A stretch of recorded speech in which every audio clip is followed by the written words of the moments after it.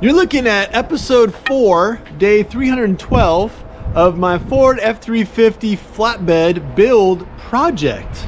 You know, basically I was looking for a really sweet new truck to use as a work truck, and instead I bought this thing. Currently we are in the middle of the flatbed project, so let me bring you up to date.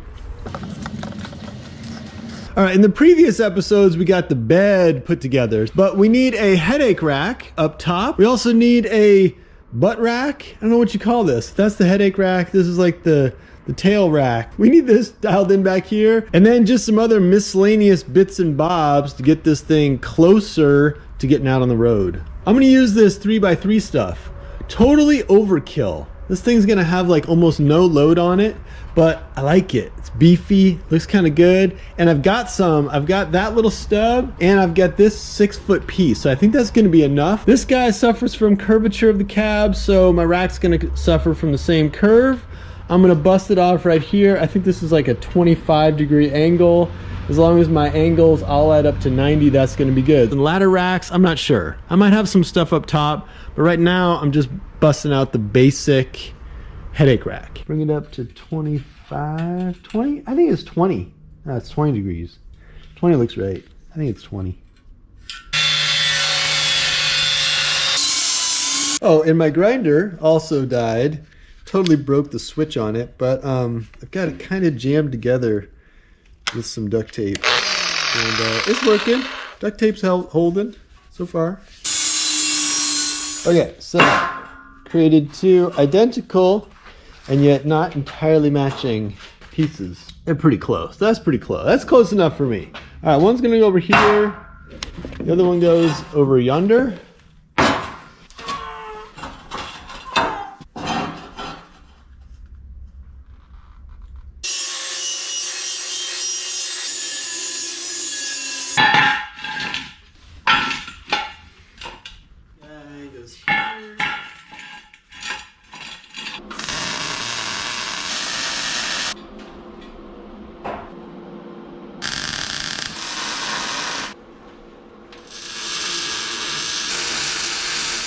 Hop up, come on.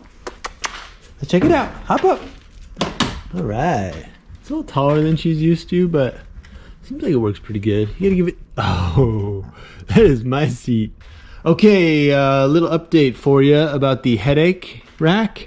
I'm not sure why it's called a headache rack. It's actually kind of hard to hit your head on that rack because it's so close to the cab and everything. But anyway, I've got the sides kind of mocked up. I could show you the symmetry from the end. They're pretty dang similar. I'm not gonna say they're spot on identical or anything like that, but yeah, you know, pretty darn close. Then I've got a 2x4 up there just for measurement purposes. For the top, I'm not using the 3-inch. I probably showed you earlier in my material barn and storage lot, whatever this room is. Oh, I got a leak on the ceiling. Oh. I probably showed you earlier that I got this 3x1 stuff. I got a ton of this. Anyway, I'm gonna use that stuff on top. It's gonna be more aerodynamical, you know, kind of skinny on top. And if I end up wanting to build out the ladder rack situation, I think it'll be a good basis. So it's gonna look a little bit like that 2x4, just a little bit skinnier. Where's the dog? Are you still in there? You are second out. You like the truck?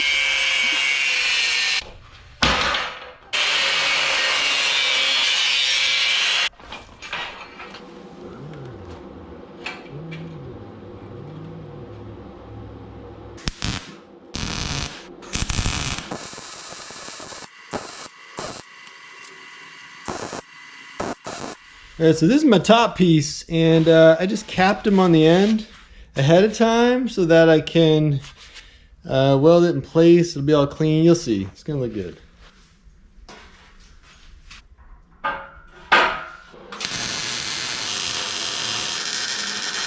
So you may recall that in my previous episode, I was kind of trying to work on some exhaust system that didn't come up directly into the cab.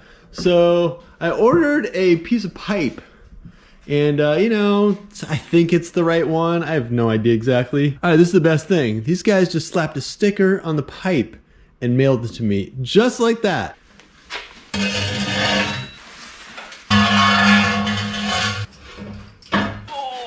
All right, that kind of looks like it might be the right pipe with some tweaky elbow grease. My boom box here just needs to come back about 6 inches. Oh, and then I need some hangers. I think I gotta make some hangers that work with this stuff.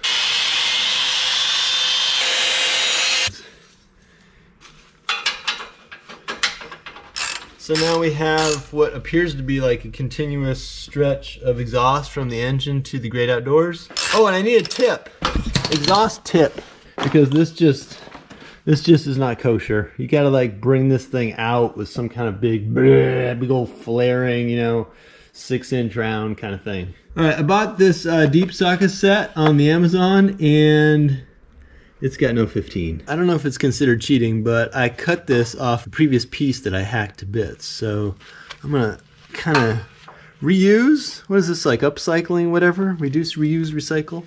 Reuse this thing. It just needs some curvation down here, since this puppy is for some reason higher. I don't know why. That's weird, but anyway, it's higher.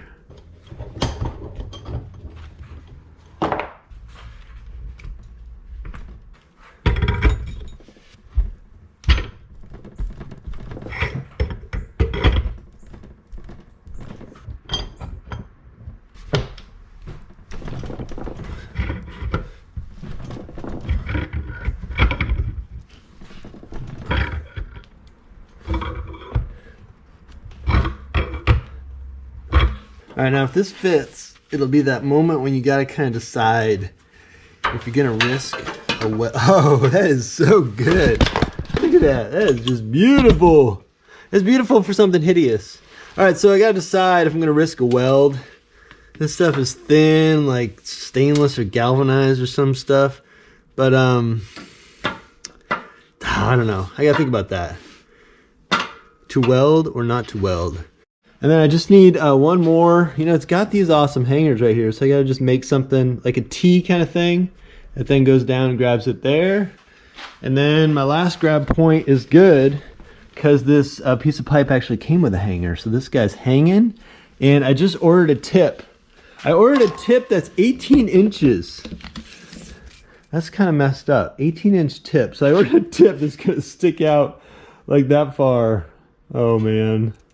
That's gonna be so cheesy.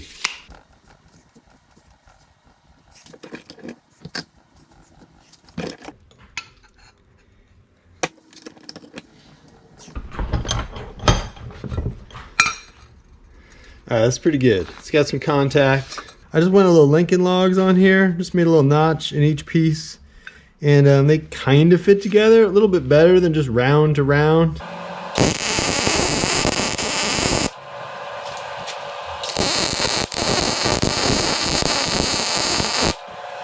You know, I was all worried about that. That's probably the strongest thing I've ever welded up. All right, so that guy's in place. So that needs a couple little welds. This dude up here needs a couple little welds. I think right here, I might need a little bit of that Rapido, because I'm not getting a perfect seal on that thing. A little Rapido, see if I can order some of that stuff. Maybe Rapido on this side too. A couple tack welds just to hold that together. And then my burly 18-inch tip. And then the best touch on the whole system is the UPS sticker that's just right on the pipe.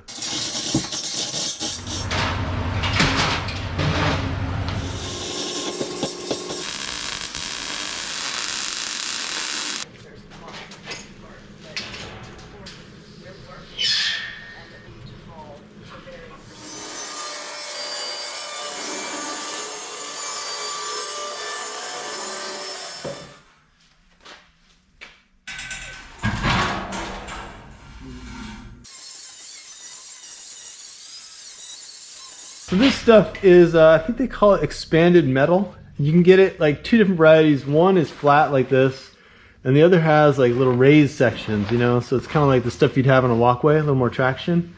I really like it. I love this stuff.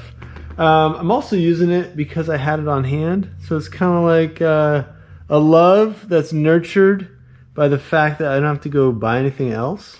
But no, this stuff's really good.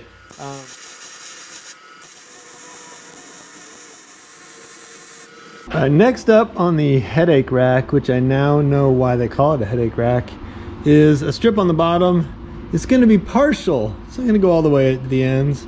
You're gonna freak out about that, but that's just because I got my boxes over here on the sides. They're gonna block the sides. So really I just need a strip in the middle there.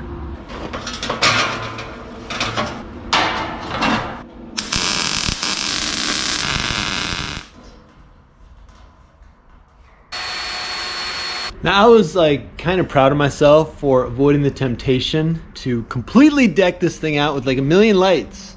But I gave in and added just a couple little rinky-dink running lights right back here. This will be my brake light and like that little deck light and all that. A couple running lights. Fortunately, brilliantly, I decided this after the fact, so I still need to like kind of like link my wires together back behind in a tricky kind of way and then run them down inside one of the tubes. I went ahead and backed the truck back into the shop again, hooked up the deck, and this is what we got. This is kind of like a rough draft, and I think the headache rack is, you know, pretty much there. It's got some hiccups and it needs a little grinding and fiddling and stuff like that, but I think it's pretty much there. Next up is going to be that butt rack, tail rack thing that I so obscenely referenced at the beginning of this video, but that's going to be in my next episode. That's kind of like a big project, building that out. It's going to be a bumper and a step, and it's going to need lights and all kinds of stuff. I'm trying to build, if it's not obvious to you, kind of like the ultimate for me. Like the ultimate customized, personalized, exactly for what I need, tree work truck. It probably goes without saying that this is not really a how-to video. This is just the story of how I'm doing it. You know, this is just like my thing on this truck, and I appreciate you checking it out.